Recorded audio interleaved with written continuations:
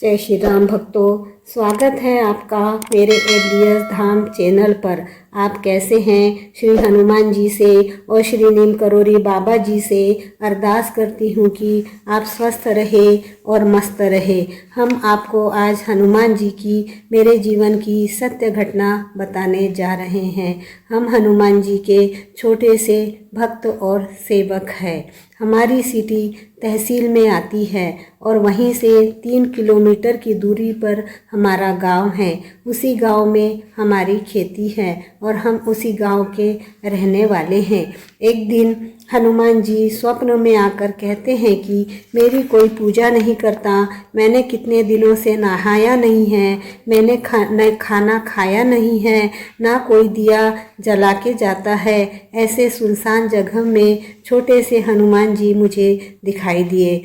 जब सुबह उठने पर परिवार को बताया तब मिस्टर को मैंने कहा अपने ही गांव का एरिया दिखाई दिया है, लेकिन एकदम गांव से दूर किसी सुनसान जगह में है। आप गांव में पता करो, शायद ऐसा कोई मंदिर होगा जहां पर हनुमान जी की पूजा नहीं की जाती होगी। मेरे मिस्टर हनुमान जी और बाबा जी के एकदम परम भक्त है। एक बार और हमारे साथ हनुमान जी की ऐसी ही एक कैलेंडर की घटना हो चुकी है। उसका वीडियो हमने डाला है, इसलिए हमारे इस स्वप्न को मिस्टर ने बहुत ही सीरियस लिया। उन्होंने कम से कम 3-4 दिन इसकी खोज की। तब एक सज्जन ने बताया, हाँ भाई, एक परिवार ने हनुमान जी को स्थापित किया है, लेकिन उनको अब पैरालिसिस हो गया है। अब उनका बेटा पूजा करता है या नहीं ये मुझे नहीं मालूम, लेकिन उन्होंने खेत में एक छोटा सा मंदिर बनाकर छोटी सी हनुमान जी की स्थापना की थी। अब गांव का व्यक्ति होने के कारण मेरे मिस्टर को भी पूरा किस्सा याद आ गया और हाँ, उन्होंने स्थापना की थी। मैं और मेरे मिस्टर बहुत ज़्यादा खुश हो गए। चलो, आशा की किरण कहीं नज़र आई है। हम लोग शाम को उनके घर पहुँचे। हमारे पहचान के ही थे। गांव छोटा होने के कारण सभी एक दूसरे को पहचानते हैं।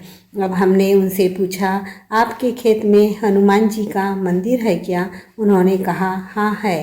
पिताजी ने एक छोटी सी मूर्ति की स्थापना खेत में की थी।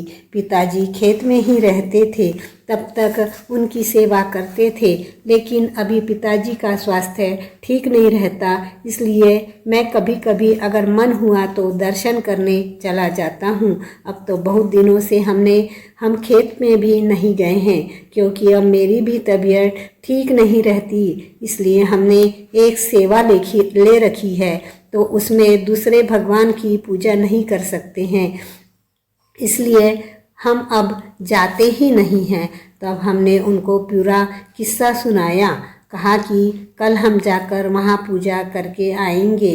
तो उन्होंने कहा, बहुत खुशी की बात है। जब हम दोनों वहाँ पहुँचे तब सेम वैसा ही जैसे मुझे स्वप्न में दिखाई दिया था वैसा ही मंदिर था। तब से मेरे मिस्टर 4 साल हो गए उस हनुमान जी की हर मंगलवार और शनिवार को चोला चढ़ाते हैं। दोनों नवरात्र में 11-11 दिन चोला चढ़ाते हैं। मंदिर की सफाई भी करते हैं और जब से मिस्टर चोला चढ़ाते हैं तब से हनुमान जी की मूर्ति जहाँ से खराब हो चुकी थी वहाँ से चोला चढ़ा कर बहुत ही सुंदर हो चुकी है और चमकती भी है। उनके चेहरे में एक अलग सी रौनक आ गई है। अभी 1 महीने पहले ही हमने उस मूर्ति को चांदी की आंखें भी चढ़ाई। जैसे भी हनुमान जी अपने मंदिर की मेरे मिस्टर से सेवा करवा लेते हैं वह करते हैं। उनके हमारे जीवन में बहुत से चमत्कार है। फिर वह खेत वाले सज्जन एक दिन मिले तो कहने लगे, हम बहुत परेशान हैं, अब हमने जो भी सेवा ले रखी थी भगवान की वह भी हमने छोड़ दी है।